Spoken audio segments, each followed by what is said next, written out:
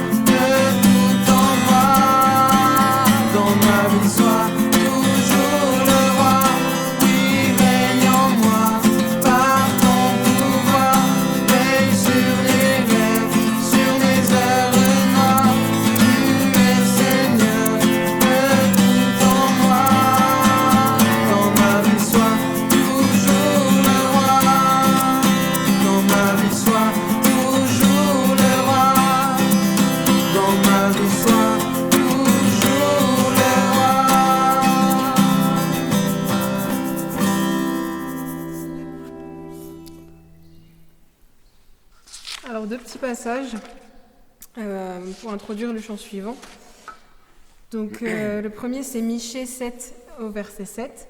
« Mais moi, je regarderai vers l'Éternel, je mettrai mon espérance dans le Dieu de mon salut, mon Dieu m'exaucera. » Et le suivant, c'est dans 1 Jean 3, versets 1 et 2. « Voyez quel amour le Père nous a témoigné pour que nous soyons appelés enfants de Dieu. Si le monde ne vous connaît pas, c'est qu'il ne l'a pas connu, lui. Bien-aimés, nous sommes maintenant enfants de Dieu, et ce que nous serons un jour n'a pas encore été révélé. Mais nous savons que, lorsque Christ apparaîtra, nous serons semblables à lui, parce que nous le verrons tel qu'il est. »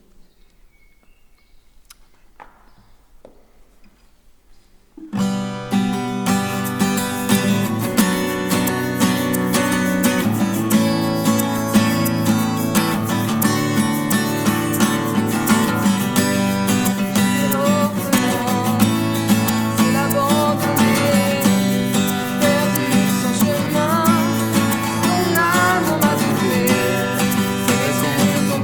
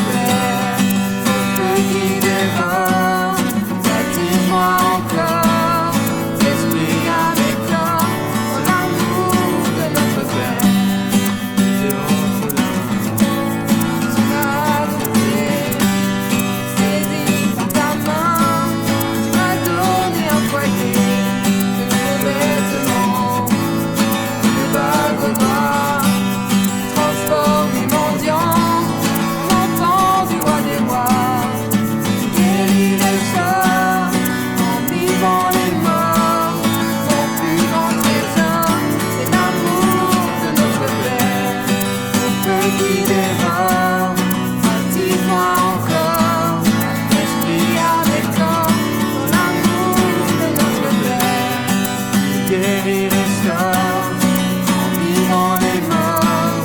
Mon plus grand trésor, c'est l'amour de notre Père.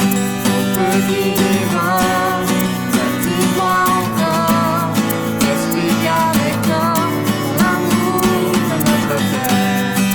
Ouragan de tendresse, océan de sagesse, choisi jusqu'à vitesse, l'amour de notre Père. C'est un lion qui rugit, un torrent qui jaillit, qui se furie, c'est l'amour de notre Père. Camp de compassion, tempête d'affection, danse de passion, c'est l'amour de notre Père. Fils venu sur terre, sa mort les bras ouverts, splendeur du ciel, c'est l'amour de notre Père. Ouragan de tendresse, océan de sagesse, choisi jusqu'à vitesse, c'est l'amour de notre Père. C'est un lion qui rugit, un torrent qui jaillit, qui se refurie, c'est l'amour de notre Père. Camp de compassion, tempête d'affection, confiance et passion, c'est l'amour de notre Père. Fils venu sur terre, sa mort les bras ouverts, splendeur et mystère, c'est l'amour de notre Père. Il guérit, restaure, en vivant les morts. Mon plus grand trésor, c'est l'amour de notre Père. Feu qui dévore, baptise-moi encore, esprit à mes corps, c'est l'amour de notre Père. Il guérit, restaure, en vivant les morts. Mon plus grand trésor, c'est l'amour de notre Père. Feu qui dévore, baptise-moi encore, esprit à mes corps, c'est l'amour de notre Père.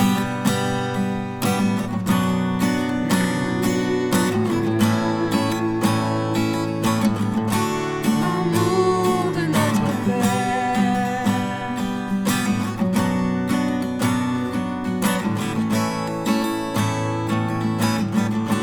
L'amour de notre Père.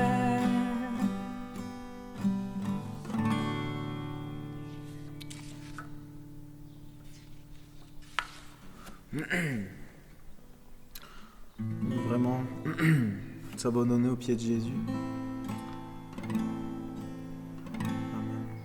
Amen.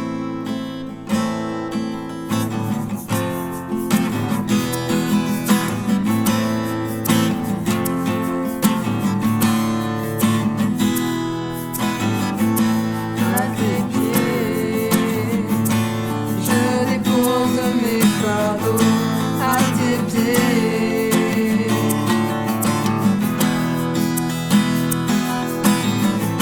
prosterné, ma volonté je soumets, prends mon être entier. Je m'abandonne à toi, je m'abandonne à toi, je m'abandonne à toi, Jésus mon roi.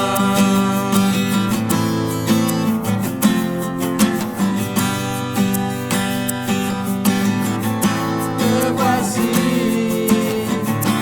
me donnant tout ce que j'ai, ce que je suis.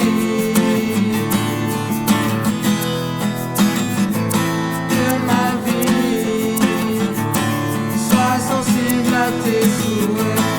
Oh Seigneur, me voici. Je m'abandonne à toi, je m'abandonne à toi, je m'abandonne à toi, Jésus mon roi. Je m'abandonne à toi, je m'abandonne à toi, je m'abandonne à toi, Jésus mon roi.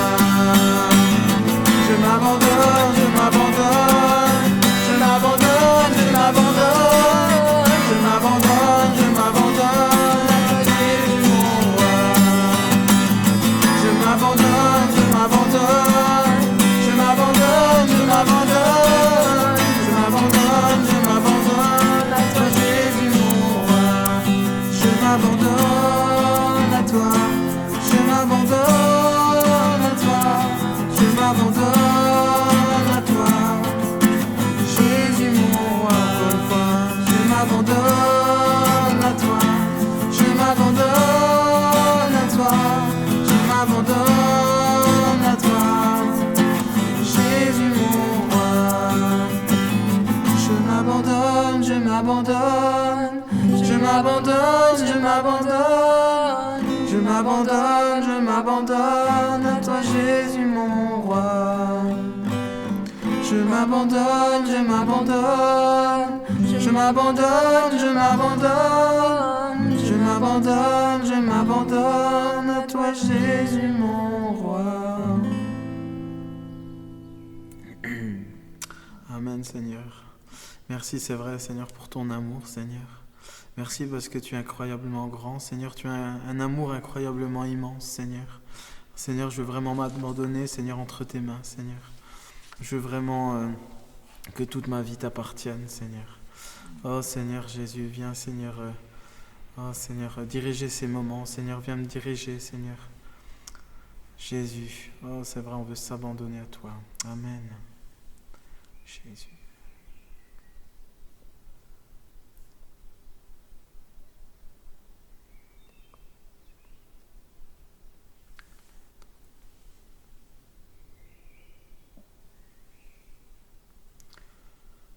On veut encore continuer, dire vraiment merci au Seigneur. Avec ce chant, comment te dire merci? Il fait tellement des choses merveilleuses. Un merci, ça semble... C'est si petit, mais c'est tellement important de le dire.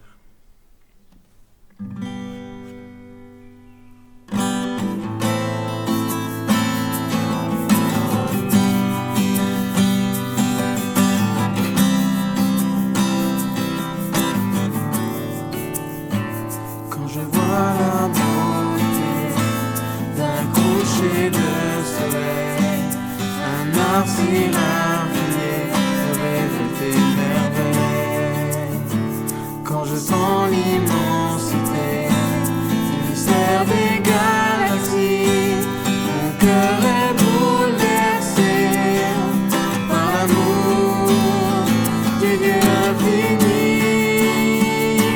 Comment te dire merci, comment ne pas t'abandonner la vie. Alléluia, Alléluia, comment t'aimer, te louer, de ce jour que tu nous as donné. Alléluia, Alléluia, Alléluia. Quand je vois l'histoire de bien de gloire, vêtue d'humanité, souvent à nos côtés. Sur la croix ils t'ont cloué et ne pouvaient te garder. Tu es ressuscité par la vie, tu as tout changé.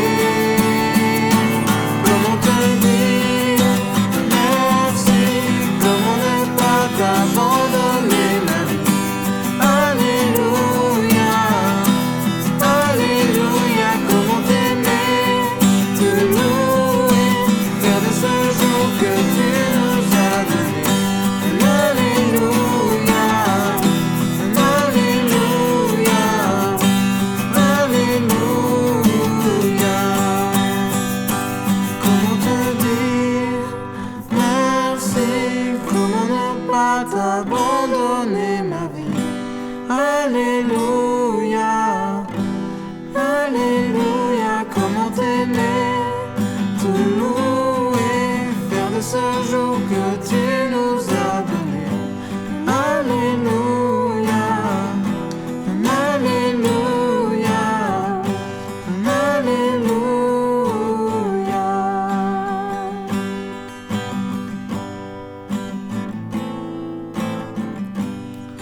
Vous pouvez profiter de ce moment pour dire merci au Seigneur.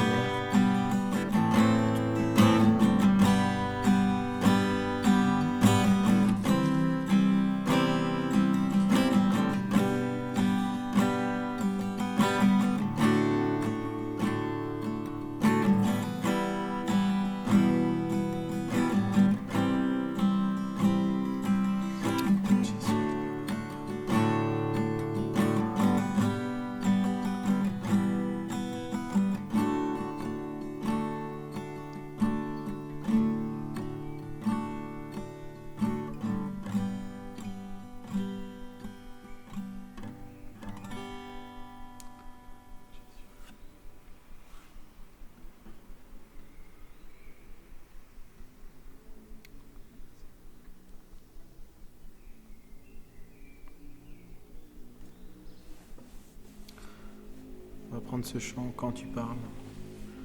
Je vais laisser Sarah le chanter. Mais ce chant est vraiment magnifique et qu'on puisse vraiment réaliser les paroles, qu'on puisse chanter vraiment, qu'on puisse le chanter à Dieu. Quand tu parles, 100 milliards de galaxies voient le jour. Quand tu parles, 100 milliards de créatures prennent vie. Voilà.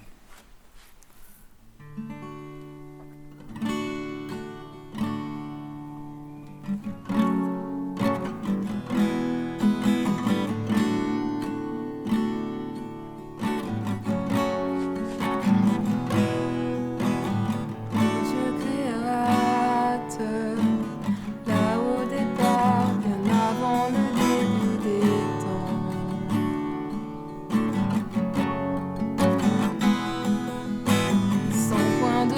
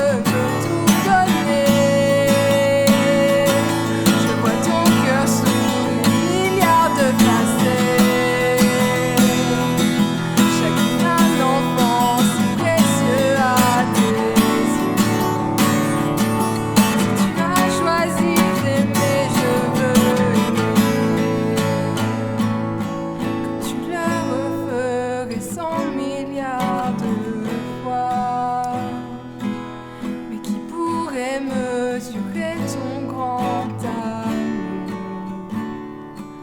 Car même pour un seul, tu aurais tout donné.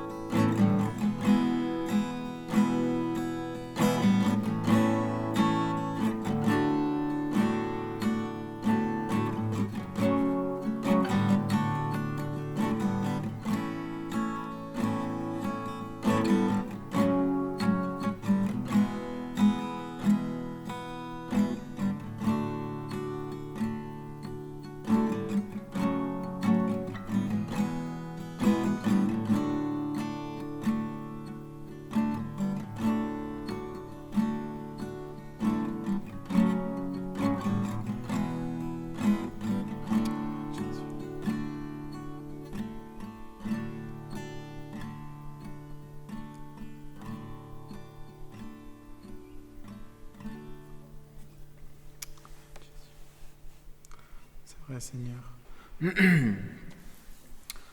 Quand tu parles, Seigneur, les 100 milliards d'échecs disparaissent. Merci, Seigneur. Merci pour tout ce que tu fais pour nous, Seigneur. Merci. Merci d'être ce grand Dieu, Seigneur. Tu es si grand, Seigneur, mais tu nous as créés, Seigneur. Tu es si grand, mais tu nous aimes. Tu es si grand, mais tu es toujours au milieu de nous, Seigneur. Tu es si grand, mais tu es descendu pour nous sauver, Seigneur. Merci, Jésus. Merci pour tout, Seigneur.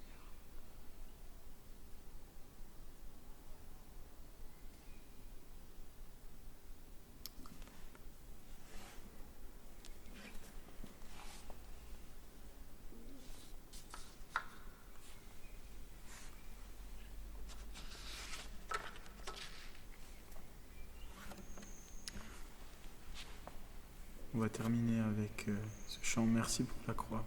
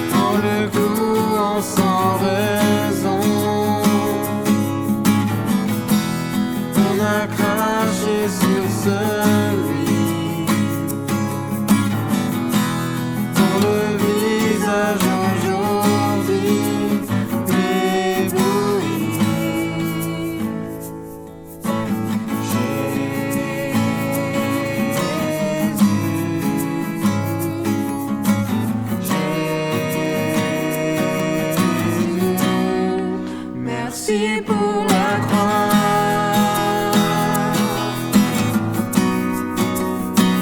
Pour ton sacrifice parfait. Merci pour la croix.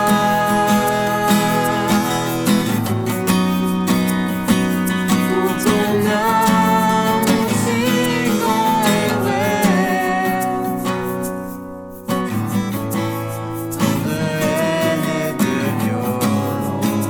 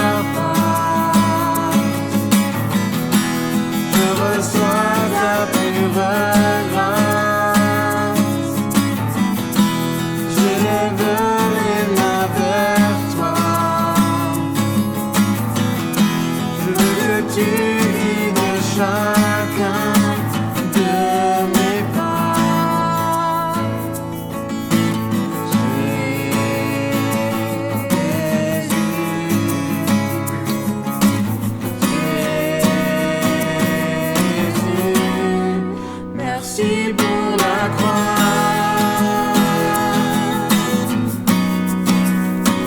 pour ton sacrifice parfait. Merci pour la croix, pour ton amour si grand et vrai.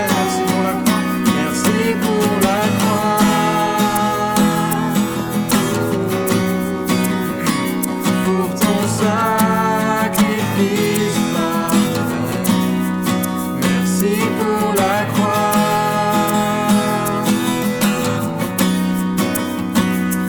Pour ton sacrifice parfait. Merci pour la croix, pour ton amour si grand et vrai.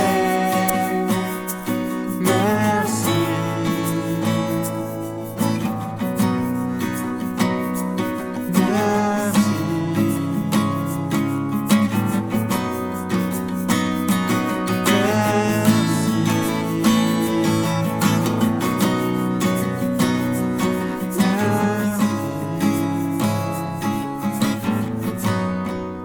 Merci pour la croix,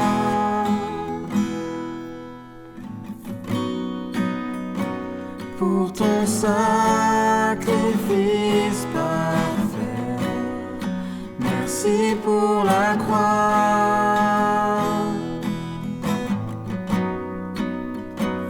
pour ton amour si grand et vrai. Merci.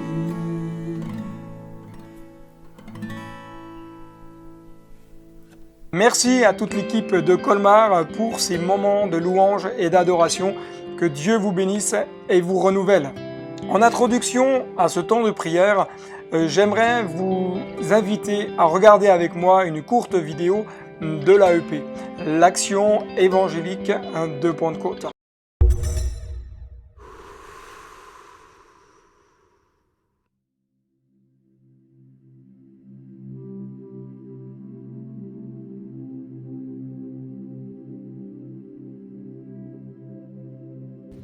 Frères et sœurs, bonjour.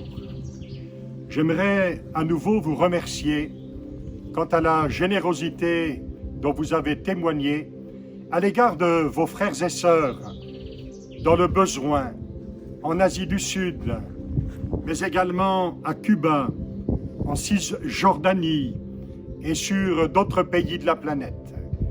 Les méfaits du virus se signalent avec beaucoup de frayeur, de maladie, de mort, d'appréhension, d'angoisse. Et les secours qui ont pu être transmis grâce à votre générosité sont tombés à point pour secourir les frères et sœurs. C'est par milliers qu'ils ont reçu de votre part, dans les familles, dans les églises, dans ces différents endroits cités tout à l'heure, le secours dont ils avaient besoin. Vous savez que dans ces pays, divers reportages en ont témoigné, des gens mouraient dans les rues, des gens se retrouvaient sans rien, sans travail, sans argent. Alors, quand les sacs de riz avec nos partenaires sur le terrain, dans ces différents endroits, sont arrivés sur la table de nos frères et sœurs éprouvés, sacs de riz, un peu d'huile et bien d'autres choses de première nécessité. Oh, combien cela a été non seulement de la nourriture pour le corps, mais un baume enrichissant pour leur cœur. Soyez-en vraiment de tout cœur remerciés. Nous ne voulons pas non plus oublier ceux qui vivent la persécution. En Chine, on continue de démolir les églises, on continue d'arrêter des pasteurs et des chrétiens. Dans d'autres endroits du monde, comme l'Afrique, on continue de vider les villages des chrétiens, on prend leurs biens, on assassine, malheureusement, femmes, enfants et hommes. Tant de blessures, tant de drames. Et pourtant, la plupart d'entre eux restent fidèles. Dernièrement, les frères de Cuba, les responsables, nous ont envoyé ce mot après notre demande de nouvelles. Comment allez-vous? Comment cela se passe? Les frères nous disaient, mais les églises ne peuvent plus rémunérer leurs pasteurs. Il n'y a pas de moyens. Nous avons donc décidé, avec le conseil d'administration de l'AEP, en votre nom, vous les chrétiens, d'envoyer une aide d'urgence afin qu'il soit pourvu pour chacun d'eux. Nous le faisons aussi en Cisjordanie. Nous soutenons pasteurs et communautés qui vivent sans les moyens ordinaires, comme nous pouvons les connaître. Oui, j'aimerais à nouveau vous remercier au nom de chacun d'eux. Permettez-moi de vous lire ces quelques versets, bien sûr que vous connaissez. Jésus dira, « Car j'ai eu faim, et vous m'avez donné à manger. J'ai eu soif, et vous m'avez donné à boire. J'étais étranger, et vous m'avez recueilli. » Permettez-moi aussi cette parole, là aussi tellement connue, que nous trouvons dans l'Épître aux Galates, où l'apôtre Paul dit « Ne nous lassons pas de faire le bien, car nous moissonnerons au temps convenable, si nous ne nous relâchons pas. » Ainsi donc, pendant que nous en avons l'occasion, pratiquons le bien envers tous, et surtout, principalement, envers nos frères en la foi. Que Dieu vous bénisse, qu'il vous le rende, qu'il vous garde, que Dieu soit avec chacun d'entre vous, que la grâce du Seigneur repose sur vous au nom de Jésus. Amen.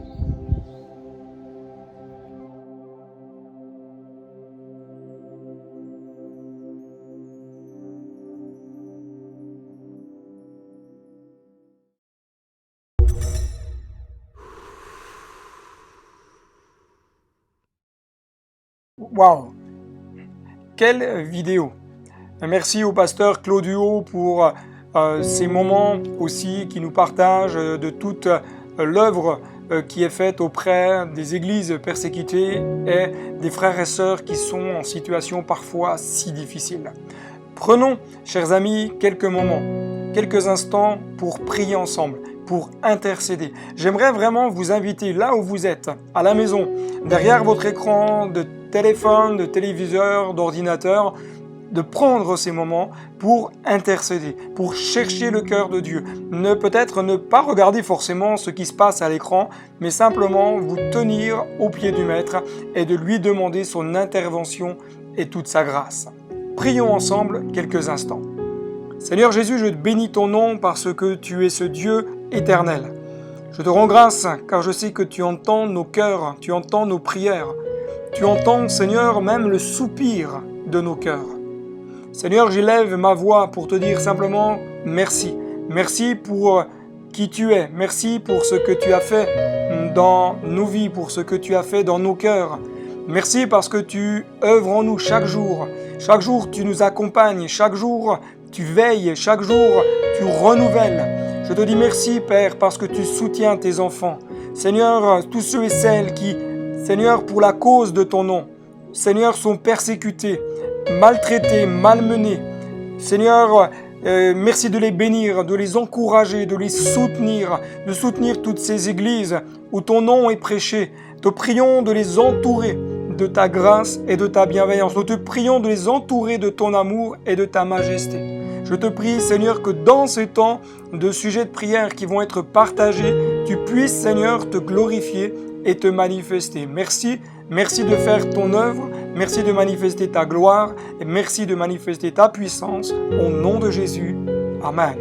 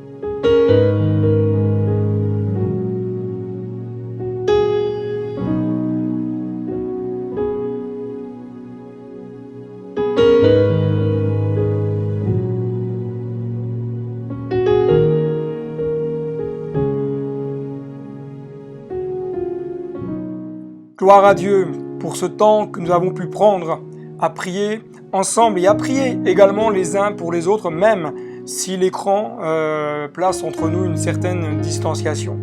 Ce soir, c'est le pasteur Maurice Poncet qui nous propose de débuter avec lui cette étude biblique sur la vie de l'esprit. Je vous laisse en compagnie de notre frère et que Dieu vous bénisse abondamment et bonne écoute. Bonjour frères et sœurs. Il était convenu que votre pasteur de faire cette étude sur le Saint-Esprit. Ce n'est pas un sujet nouveau, il n'y aura donc pas de nouveauté. C'est un sujet qui est vaste, inépuisable, illimité, comme tout ce qui est Dieu. Je n'ai pas non plus la prétention de faire mieux que les autres qui ont déjà abordé ce sujet. Alors, me direz-vous, pourquoi cette étude ? Mais pour que l'Église, donc chaque chrétien, soit assis sur la parole, enraciné dans la parole. Il y a tellement d'interprétations, de doctrines, c'est un danger permanent. Il nous faut trouver et vivre un équilibre biblique. Nous sommes confrontés à des positions de doctrines différentes qui passent, qui soufflent comme des vents. C'est l'apôtre Paul qui emploie cette image. En Éphésiens 4,14, il est écrit « Afin que nous ne soyons plus des enfants flottants et emportés à tout vent de doctrine par la tromperie des hommes, par leur ruse dans les moyens de séduction. » En ce qui concerne le sujet qui nous intéresse, je soulignerai deux tendances qui s'opposent. Premièrement, ceux qui freinent, qui ne croient plus à l'action du Saint-Esprit comme l'enseigne le Nouveau Testament et qui pensent que le temps des miracles est passé. Puis, il y a les autres, ce sont ceux qui exagèrent, qui sont excessifs, qui dépassent les mesures. Et entre les deux, il y a la place pour ceux qui veulent appliquer et vivre la parole de Dieu, qui la laissent parler et qui ne parlent pas pour elle. La parole de Dieu ne s'interprète pas. Elle se croit, elle s'accepte, elle se vit. Alors pour les uns, ce sera une découverte. Je pense à nos enfants qui grandissent dans l'Église, qui font une expérience avec Dieu. Ils ont besoin d'aller plus loin, de découvrir la vie abondante et en particulier la vie de l'esprit en commençant par le baptême dans le Saint-Esprit. Je pense aussi à ceux qui nous rejoignent et qui découvrent la vie de l'esprit. À la conversion, nous avons découvert l'amour de Dieu qui a donné son Fils pour nous pécheurs et perdus, et nous nous sommes engagés. En Matthieu 28, 19, verset 20, nous avons Jésus qui dit « Allez, faites de toutes les nations des disciples, les baptisant au nom du Père, du Fils et du Saint-Esprit, et enseignez-leur à observer tout ce que je vous ai prescrit. » Il est intéressant de bien suivre ce que dit Jésus. Mais il y a deux temps. Le premier, c'est devenir un disciple, c'est-à-dire accepter Jésus comme son maître. Et le deuxième, c'est être enseigné. Ce qui veut dire tout simplement que quand je me fais baptiser, je ne sais pas tout et je serai un disciple, donc à l'école du maître toute ma vie. Il y a parfois des exigences qui sont demandées aux futurs baptisés qui n'ont pas encore été complètement enseignées. Mais si je reprends la parole de Jésus, faites des disciples en les baptisant, puis enseignez-les. Et l'enseignement, il est permanent. C'est ce que nous essayons de faire avec cette étude. Maintenant, pour les autres qui sont engagés, qui marchent, qui connaissent, c'est l'occasion de revoir les bases. C'est un peu un entretien, un contrôle technique. Dans 1 Corinthiens 15, verset 1, Paul dit aux Corinthiens, « Je vous rappelle, frères, l'évangile que je vous ai annoncé, que vous avez reçu, dans lequel vous avez persévéré, et par lequel vous êtes sauvés si vous le retenez tel que je vous l'ai annoncé. Autrement, vous auriez cru en vain. Je vous rappelle, dit Paul, et puis il ajoute, si vous le retenez tel ou comme je vous l'ai enseigné. Alors, ça nous pose une question. Est-ce que l'évangile que je vis est conforme à celui que Paul a enseigné? Sinon, j'aurais cru en vain. C'est dur d'arriver au ciel et de dire tout ce que tu as cru, c'était pas bon. Il est important de nous référer à la parole de Dieu.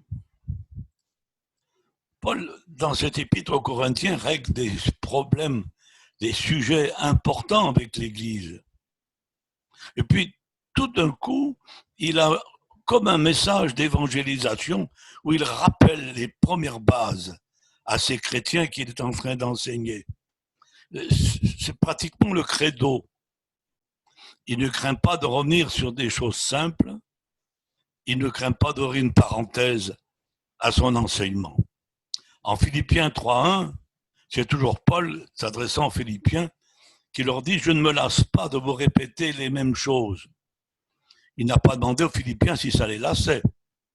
Lui, il sentait la nécessité de leur rappeler certaines choses. C'est ce que nous sommes en train de faire. Alors, l'étude que nous entreprenons se fera en 4 temps, 4 volets. Le premier, c'est la personne du Saint-Esprit, c'est ce que nous allons faire aujourd'hui. Deuxième, ce sera le baptême dans le Saint-Esprit. Le troisième, le parler en langue, comment vivre avec le parler en langue. Et la quatrième, la vie de l'Esprit. Et puisque nous allons parler du Saint-Esprit, il est nécessaire de le connaître, de le situer, pour le comprendre et l'apprécier, pour le vivre.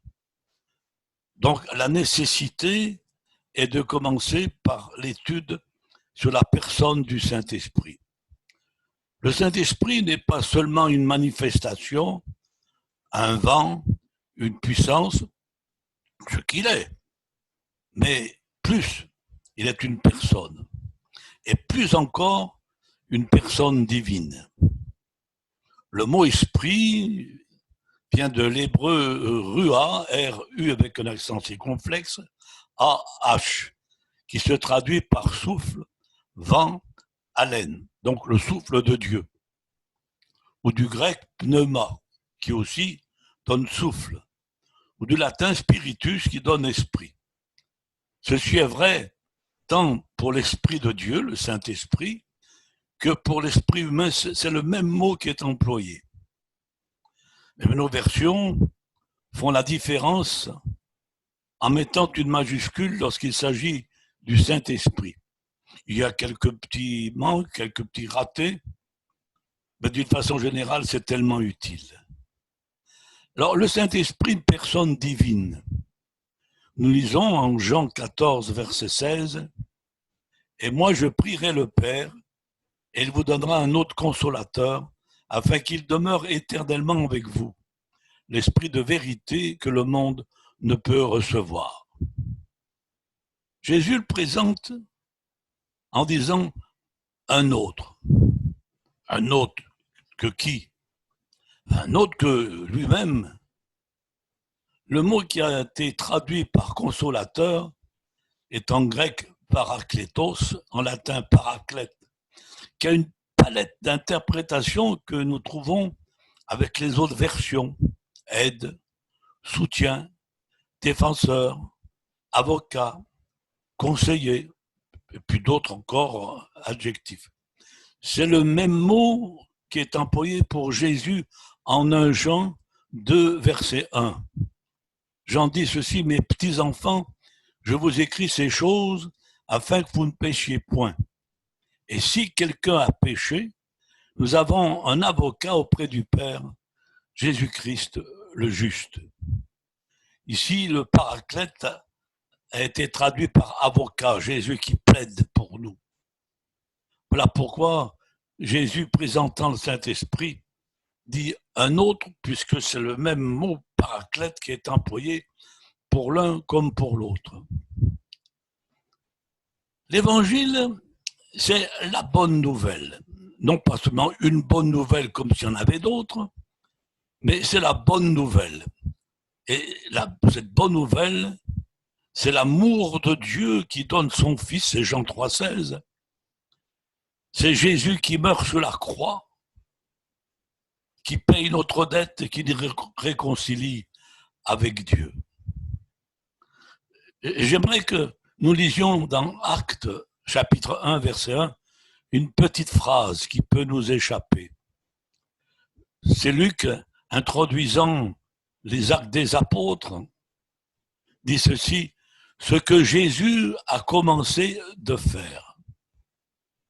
Alors, j'en viens au livre des actes des apôtres. Ce sont les apôtres qui ont continué de faire ce que Jésus a commencé. Le livre des actes des apôtres est le seul livre, ou l'épître quand ils sont du Nouveau Testament, qui n'a pas de conclusion. Pourquoi? Tout simplement parce qu'il n'est pas fini. Ce que les apôtres ont continué de faire, l'Église l'a aussi continué. Elle a continué d'annoncer Jésus. Et c'est ce que nous continuons, parce que Jésus est toujours le même. Hébreux 13,8, Jésus est le même hier, aujourd'hui, éternellement. Ce Jésus de Nazareth qu'annonçaient les apôtres dans les actes, tels que Pierre chez Corneille, par exemple, parlait de Jésus de Nazareth, c'est celui que nous annonçons, c'est le même. C'est pour cela que les actes des apôtres ne sont pas conclus, parce que nous sommes encore dans les actes des apôtres. Tout n'est pas fini à la mort des apôtres, mais l'Église continue jusqu'à ce que Jésus vienne la chercher. Je pense qu'il serait même plus judicieux d'appeler ce livre les actes du Saint-Esprit. Car si les apôtres ont accompli ces actes, c'est par le Saint-Esprit. Selon mon compte, le Saint-Esprit est cité 66 fois dans le livre des Actes et le mot apôtre 34 fois. Maintenant, j'aimerais que l'on parle de la divinité du Saint-Esprit. En Acte 5, verset 3, il est intéressant de suivre le raisonnement de Pierre dans l'affaire d'Ananias et Saphira, qui viennent déposer au pied des apôtres une partie de la vente, faisant croire qu'ils amenaient tout ce qu'ils avaient. Pierre lui dit, Ananias, pourquoi Satan a-t-il rempli ton cœur au point que tu mentes au Saint-Esprit? Et un peu plus loin, nous retenons que tu manques au Saint-Esprit. Pardon, un peu plus loin, il est écrit au verset 4, ce n'est pas à des hommes que tu as menti, mais à Dieu. Pierre confirme ici la divinité du Saint-Esprit. Dans l'Épître aux Corinthiens, au chapitre 2, dans deuxième aux Corinthiens, chapitre 3, verset 16, il est écrit « Or, le Seigneur, c'est l'Esprit. » Qui d'autre peut être appelé Seigneur? Le Saint-Esprit fait partie de la Trinité. J'admets que le mot Trinité ne fait pas partie du langage biblique. Mais ce n'est pas une invention religieuse, c'est un constat biblique. La Trinité est présente dans l'ensemble des Écritures. Et nous la trouvons dès la première page de notre Bible, dans le récit de la création. Genèse 1, 1, la première phrase de notre Bible, c'est « Au commencement, Dieu ». C'est une phrase sublime, merveilleuse.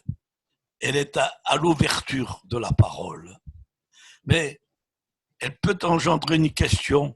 Alors je serai un petit moment hors du sujet, mais pose à chacun de nous cette question.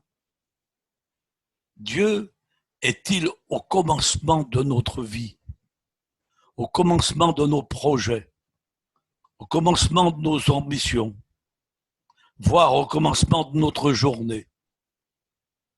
Au commencement, Dieu. Ah, laissons-lui bien sa place et qu'il soit toujours au commencement de tout dans notre vie. Alors là, nous avons le Dieu de la création. C'est Elohim. Elohim, c'est Dieu au pluriel. Mais il n'y a qu'un seul Dieu. Dieu unique. Dieu est un. Il n'y a pas trois dieux, comme l'ironisent certains, pour se moquer de ceux qui croient à la Trinité. Le pluriel de Dieu, donc Elohim, nous le trouvons lorsque Dieu se parle à lui-même. Se vous voit-il? Ben non. En Genèse 1:26, Dieu, Elohim, donc Dieu au pluriel, dit « Faisons l'homme à notre image ». Puis chapitre 3, verset 22, l'Éternel, Adonai Elohim, le Seigneur Dieu, dit « L'homme est devenu comme l'un de nous ». Et un peu plus loin dans le prophète Ésaïe, au chapitre 6, au verset 8, Ésaïe dit « J'entendis la voix du Seigneur, disant « Qui enverrai-je, qui marchera pour nous ?»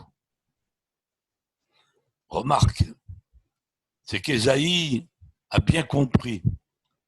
Il répond « Envoie-moi » et non pas « Envoyez-moi ». Il répond à « Je », le Dieu unique. Dans le Nouveau Testament, nous pouvons le confirmer. Nous avons lu le passage de Matthieu 28, 19 pour le baptême, au nom du Père, au nom du Fils, au nom du Saint-Esprit, pour le baptême, la divinité. 1 Corinthiens 14, 4, Paul dit il y a un même esprit, un même Seigneur, donc Maître, un même Dieu. Et en 2 Corinthiens 13, 13, que la grâce du Seigneur Jésus, l'amour de Dieu, la communication du Saint-Esprit soit avec vous. Alors, une première conclusion, le Saint-Esprit est une personne divine qui fait partie de la Trinité, Père, Fils, Saint-Esprit. Nous allons maintenant aborder l'action, l'œuvre du Saint-Esprit. Déjà, en parlant du Paraclète, nous avons déjà une idée de son œuvre, mais en parcourant le Nouveau Testament, nous allons aller plus loin. Jean 16, verset 8, nous dit que le Saint-Esprit convainc de péché. La parole de Dieu nous apprend que nous sommes pécheurs, d'où la nécessité d'annoncer l'Évangile. Romains 10, 14, comment invoqueront-ils celui en qui ils n'ont pas cru? Comment croiront-ils en celui dont ils n'ont pas entendu parler? Et comment entendront-ils parler s'il n'y a personne qui prêche? C'est notre responsabilité, maintenant que nous avons rencontré le Seigneur, de répandre ce message afin que notre entourage entende et croit. Le Saint-Esprit nous a donc personnellement convaincus. Il a travaillé notre conscience et c'est ce qui nous a amenés à la repentance, puis au pardon et au salut. L'apôtre Jean, dans la première épître, au chapitre 1, verset 9, s'adressant aux chrétiens, dans cette épître, il parle à l'Église, aux chrétiens. Il dit, si confessons nos péchés, il est fidèle et juste pour nous les pardonner et pour nous purifier de toute iniquité. C'est un travail de profondeur que le Saint-Esprit peut faire en nous. Laissons-le parler à notre cœur, nous convaincre encore, fouiller notre intimité, mettre en surface ce qui est caché ou ce que nous avons caché, avec un but, non pas de nous lamenter sur notre situation, mais de régler le problème pour être libre. La deuxième pensée, c'est dans 2 Thessaloniciens 2,13, le Saint-Esprit nous sanctifie. Pour nous, frères bien-aimés du Seigneur, nous devons à votre sujet rendre continuellement grâce à Dieu parce que Dieu vous a choisi dès le commencement pour le salut par la sanctification de l'Esprit et par la foi en la vérité. Ou, autre version, par l'Esprit qui sanctifie. Donc le Saint-Esprit a sa part dans notre sanctification.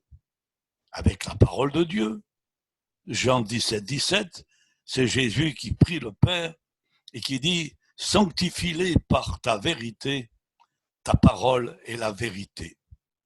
Puis Dieu lui-même, en 1 Thessaloniciens 5, 23, « Que le Dieu de paix vous sanctifie lui-même tout entier, et que tous vos êtres, l'esprit, l'âme et le corps, soient conservés irrépréhensibles lors de l'avènement de notre Seigneur Jésus-Christ. Celui qui vous a appelé est fidèle et c'est lui qui le fera. » C'est réconfortant de savoir que nous ne sommes pas seuls à lutter, mais que nous avons une assistance du Saint-Esprit, la parole de Dieu et de Dieu. La sanctification, c'est une mise à part pour être saint. Ça mérite une petite explication parce qu'il existe une certaine confusion entre la sainteté et la sanctification. Alors, c'est vrai que c'est aussi hors sujet, mais il est bon de le souligner. La sainteté, c'est le but à atteindre. Soyez saints, car je suis saint, et non pas comme je suis saint. Nous sommes déclarés saints. L'apôtre Paul nous le montre à plusieurs reprises, surtout dans l'introduction de certaines de ses lettres aux saints qui sont à Corinthe, qui sont à Rome. Donc nous sommes saints, cachés en Christ. La sanctification, c'est le chemin qui conduit au but. C'est notre combat au quotidien. Et c'est là qu'intervient également le Saint-Esprit. Nous ne sommes pas seuls dans ce combat contre la tentation, contre le péché, contre le découragement. Je cite Apocalypse 22, verset 11, « Que celui qui est saint se sanctifie encore. » Donc saint, nous l'avons vu, c'est notre position en Christ, se sanctifie, c'est notre combat au quotidien, et je souligne le encore. C'est une invitation à ne pas baisser les bras, à poursuivre ce combat et à progresser. Nous avons tous, même dans le domaine de la sanctification, des progrès à faire. Le Saint-Esprit parle. Acte 8, 29. L'Esprit dit à Philippe, avance et approche-toi de ce char. Nous ne savons pas de quelle façon l'Esprit a parlé, mais il dit à Philippe, avance. Le Saint-Esprit ne dira jamais recule. Nos reculades ne viennent pas de Dieu. Puis il ajoute, approche-toi. C'est le principe de notre témoignage, de l'évangélisation. C'est aller au-devant des perdus. C'est pas à eux à venir vers nous, mais c'est à nous à aller vers eux. Avançons. Avançons vers les pécheurs et annonçons-leur la bonne nouvelle. En Acte 13, au verset 2, il est écrit, pendant qu'ils servaient le Seigneur dans leur ministère et qu'ils jeûnaient, le Saint-Esprit dit, mettez-moi à part Barnabas et Saul pour l'œuvre à laquelle je les ai appelés. Certains ministères sont réunis à Antioche dans un moment de prière et de méditation.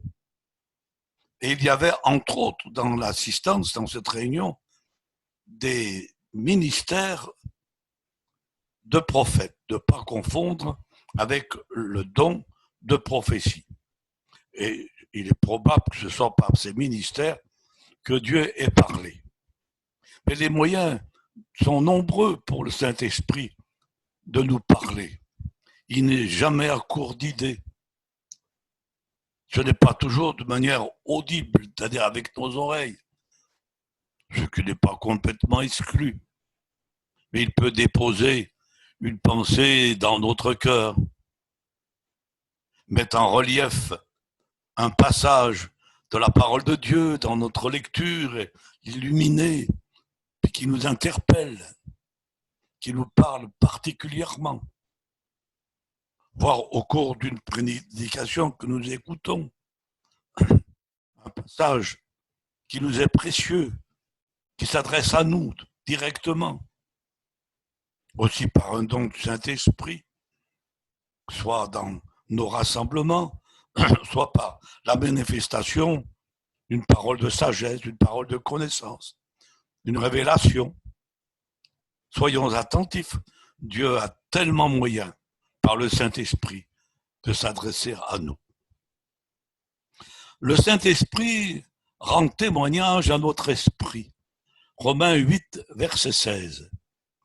L'Esprit lui-même rend témoignage à notre esprit que nous sommes enfants de Dieu. Or, si nous sommes enfants de Dieu, nous sommes aussi héritiers, héritiers de Dieu et co-héritiers de Christ.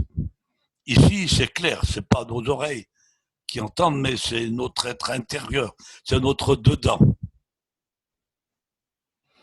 Et cette pensée de l'esprit qui nous rappelle que nous sommes enfants de Dieu, héritiers, co-héritiers avec Christ, c'est bon de l'entendre à certains moments de notre vie, lorsque nous sommes en plein combat, lorsque nous nous trouvons dans l'épreuve, dans le découragement, dans le relâchement, peut-être avons-nous ralenti notre marche. Le Saint-Esprit peut nous encourager si nous sommes à l'écoute. Et peut-être qu'en ce moment, quelqu'un a besoin d'entendre. Quelqu'un qui passe par la tempête, dans un moment difficile, et qui a besoin d'entendre le Saint-Esprit lui rappeler, mais tu es un enfant de Dieu, tu as dans le ciel un bon Père qui prend soin de toi, et tu as un héritage qui t'attend. Tu es co-héritier avec Christ, et comme nous sommes tous co-héritiers avec Christ, nous avons tous ce même héritage qui nous attend. Un peu plus loin, le Saint-Esprit lit Acte 20, verset 22, où selon d'autres versions, il enchaîne, il pousse, il oblige. Nous lisons Paul, et maintenant voici, lié par l'Esprit, je vais à Jérusalem, ne sachant pas ce qui m'y arrivera. Seulement de ville en ville, l'Esprit Saint m'avertit que des liens et des tribulations m'attendent. Paul s'entretient avec les anciens d'église d'Éphèse qu'il a fait appeler, et il leur parle de son service, c'est-à-dire de son ministère, de ce que Dieu a fait en se servant de lui, et de ce qu'il attend de la suite. Là, encore, nous n'avons pas de détails, mais nous découvrons la consécration de Paul, c'est-à-dire sa vie livrée, son abandon à la volonté de Dieu. Il n'est pas attiré par ce qui est pour le meilleur pour lui, ce qui est le plus facile. Il dit, je ne sais pas ce qui m'y arrivera. C'est l'abandon total, c'est la marche par la foi. C'est cette marche qui avait déjà été demandée à Abraham, le père de la foi. Va dans le pays que je te montrerai. Dieu n'avait pas ouvert devant lui un itinéraire, une carte. Il a appris à mesure de sa marche ce qu'il devait faire et où il devait se diriger.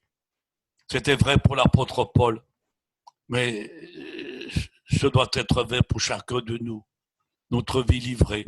On a parlé tout à l'heure de la sanctification, nous parlons là de la consécration, notre vie qui ne nous appartient plus. Je ne sais pas ce qui m'arrivera. C'est la marche de la foi. Seulement, dit-il, de ville en ville, l'Esprit Saint m'avertit que des liens et des tribulations m'attendent. Il sait qu'il va au-devant des difficultés, mais il y va. Il est partant.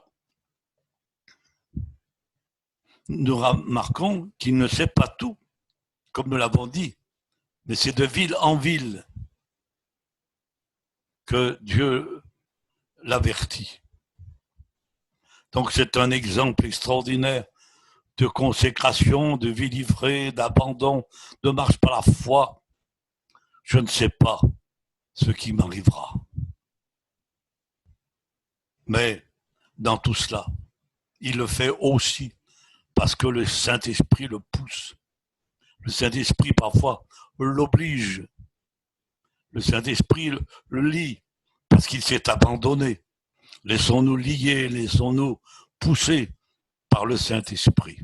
Vous savez, j'ai souvent vu des gens pousser, qui se disaient poussés par le Saint-Esprit, mais le plus souvent c'était pour un avenir meilleur, rarement devant de la souffrance ou de l'inconnu. Alors il est bon d'avoir un bon équilibre. Ne nous poussons pas tout seuls. Ne jouons pas au Saint-Esprit. Agissons avec sagesse, avec modestie, mais laissons-nous saisir. Le Saint-Esprit nous conduit. Jean 16, 13. Le Saint-Esprit vous conduira dans toute la vérité. Lui, l'Esprit de vérité. Il dira ce qu'il a entendu de moi. Il prend ce qui est à moi et il vous l'annoncera. Il annoncera les choses à venir. Que c'est rassurant de savoir que le Saint-Esprit conduit nos vies et surtout qu'il les conduit dans la vérité. Nous nous trouvons parfois devant des situations délicates, des décisions à prendre et avec la crainte de nous tromper. Mais tranquillisons-nous en apprenant que le Saint-Esprit nous conduira dans toute la vérité si nous sommes prêts à l'écouter. N'attribuons jamais au Saint-Esprit nos dérapages et nos erreurs. Il nous conduira dans toute la vérité. Ça, c'est vrai également dans la lecture de la parole. Nous l'avons cité tout à l'heure, ta parole est la vérité. Et tournant les pages de notre Bible, nous sommes dans la vérité et le Saint-Esprit est capable de nous aider dans notre méditation. Laissons-nous conduire, prendre, saisir, lier par le Saint-Esprit. On continue. Le Saint-Esprit nous aide dans la prière. Romains 8, 26. Le Saint-Esprit lui-même intercède. Nous pouvons aborder cette pensée de plusieurs façons. Il est question de soupirs inexprimables. Je pense qu'il s'agit, pour ma part, du parler en langue. Nous aurons l'occasion de le voir, de le revoir, quand nous parlerons du parler en langue. Mais il y a aussi, dans Éphésiens 6, 18, Paul dit « Faites en tout temps par l'Esprit toutes sortes de prières ». Le Saint-Esprit dépose en nous des sujets qui nous met à cœur, ou quelqu'un auquel nous n'avions pas pensé, qui ne fait pas partie de notre liste habituelle. Oh, la liste de prière, ce n'est pas une obligation. Moi, j'ai la mienne. Je n'y suis peut-être pas tous les jours, mais j'ai ma liste de prières sur laquelle je reviens.